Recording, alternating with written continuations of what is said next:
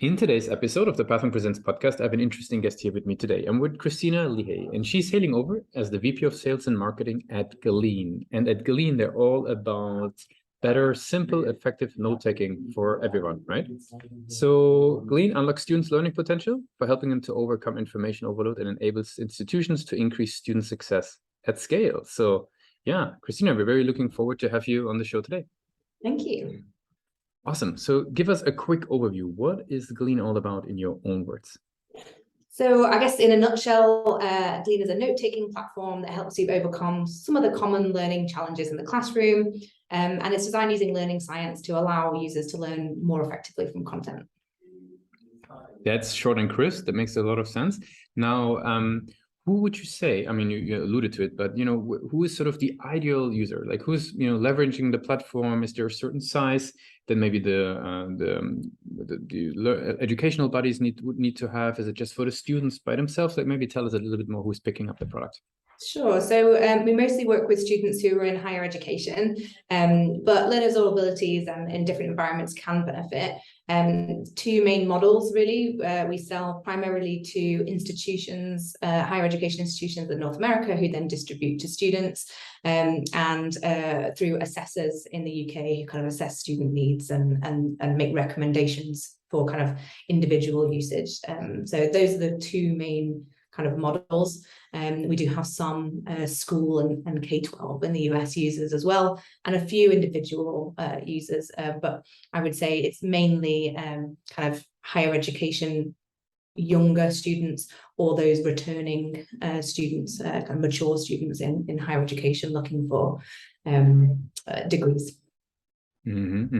I see. Very cool. Now, these organizations, like who within those organizations would, say we need something like Glean, right? Who's, sort of taking that, thinking ahead and that step to, come to the conclusion that it's actually great for their students to be able to, just learn better. So the really interesting probably piece of background is that the product was initially developed for students with learning disabilities. So those are the ones with the largest learning challenges and sort of growing out from there. So the early adopters of the product have been disability services departments. And the reason for that is the product is especially helpful for anyone who's going to struggle with sort of either concentration and procrastination or cognitive overload, academic stress, struggling with kind of information capture and organization and self-confidence in learning. And you see those issues sort of exacerbated in students who especially have like learning disabilities or learning difficulties going into education and higher education. So that's been the largest population of users who've been using, and we're now starting to see a demand for kind of site-wide usage, because what we've seen from those students is increases in GPA, confidence, and study skills.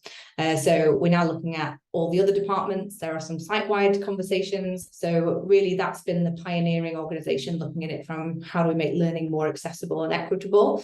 And now kind of moving into a space that's really about engagement and performance in an environment where the student experience has been quite challenging for the past few years, and they're quite rightly asking, am I getting what I need out of this kind of educational relationship, and am I actually getting the results that I want out of my study? And so kind of wider departments and higher senior stakeholders in universities are starting to ask the question, how can we make sure the students are having a great experience, but also getting the results that they need, because that will help with retention and ultimately, continued growth of the organization. No, that makes a whole lot of sense. Now, what would you say? How do sort of these educational bodies, the individuals, how do they learn about the platform? Like, what's sort of their journey of hearing about it, getting to know? Do they see it at other universities? Like, what's typically do they talk? I'm sure educators talk a lot with each other. Yeah, I would say higher education is a highly networked industry.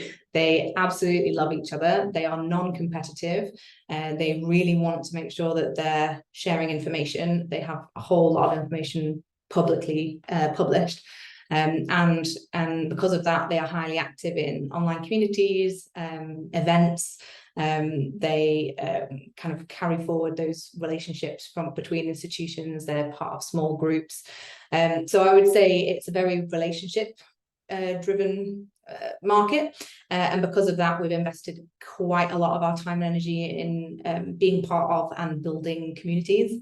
So events, online communities, content for those events, going and listening to people. We obviously now we are quite established, have quite a high degree of referral and word of mouth, but when you're first getting started, you have none of that.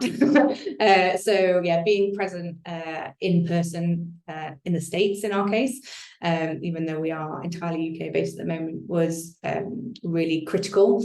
But also we developed our own online community platform, which gave people a space. We've been running both informational, but also networking online programs for kind of senior decision makers, just so they can chat and discuss their challenges with each other. So, I mean, it's probably no surprise around webinars being big during the pandemic, but I would say there's, you know, digital channels such as email, etc., are really important. Actually getting on the phone and actually speaking to people actually does work in this audience, because they're, again, very sociable, very open to being helpful, very open to new ideas. But if you're not an intrinsic part of the community, if you're not, you know, if you're trying to have transactional relationships, you know, this is a market with like really long decision-making cycles. It's not worth their energy to invest if they don't think that you're going to be there for the long run, you're going to have their back when, and that you actually understand their needs. So it's been a very kind of community and relationship driven kind of strategy so far. What do you think, what role does the website play for them getting to, you know, learn about Glean, getting started? How do you think about that? You know, in an industry like that, how do you as a marketer think about the website? Yeah, it's been a really interesting journey with the website. So there's a few different things. So partly it's where people go to understand what we actually do. So maybe they've had a recommendation, maybe they've seen us an event. The product is relatively unique in terms of what problems it solves, and so people might say, oh, I know that people are using Glean, I don't understand what it does or how it works or how it would achieve these things. There's an element of kind of credibility and fact checking before getting in touch, but a really interesting dynamic as well is in order to be able to get the value out of the product, the students also need to be bought in and using it. Yeah. There's also an element of, you know, when a student's told that they're being given this product, can they find what they need?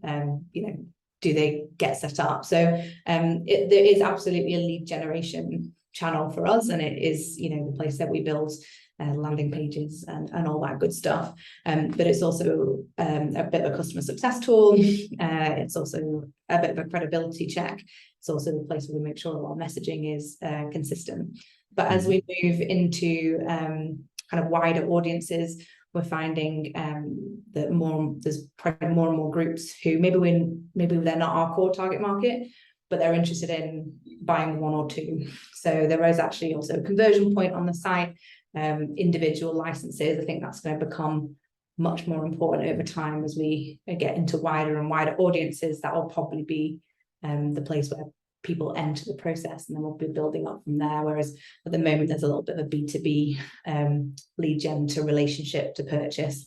I think that'll probably be a little bit more organic in terms of people starting small and building up as needed. Makes sense. I mean, you mentioned B2B lead gen via the website. Is there something that you've learned over the years, might be with Glean, but might be sort of, you know, with any of your previous roles, because you've been obviously being a marketing director and leader in, you know, very different industries actually already.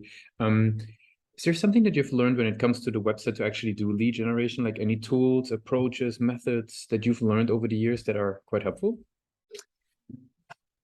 Am I going to say anything mind-blowing? Probably not. I think for me, the main thing is around you can't get away from a poor like navigation and structure. Yeah. And, you know, if you're you have to be really, really intentional about what you prioritize, what information you have, and what journeys you expect to go through there. You know, we're due another update on ours, but as we've sort of shifted what is the purpose of the site, it's been really important for us to make sure that the different profiles of people who are coming to the site are still getting a value proposition that is relevant for them, or they're able to quickly navigate to the resources that they need. and that when they get there, they are not overwhelmed with irrelevant information. So there's a really fine balance between oversharing and trying to be everything to all people, and being overly niche and trying to have a single page for every single person that might come your way. So I would say constantly reevaluating the structure and intention of each page for a persona or a group, and know exactly what you want them to do next is probably the trick and the job that never ends. Very cool.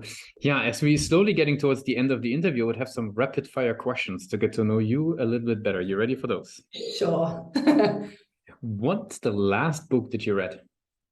The last book that I read, I am currently in the middle of one of the Poirot's cards on the table.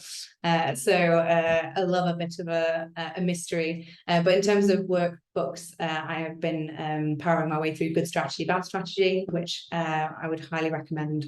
Really helped me clarify what has been terrible about previous strategies that I've written. What's one single thing that your company is focused on the most at the moment?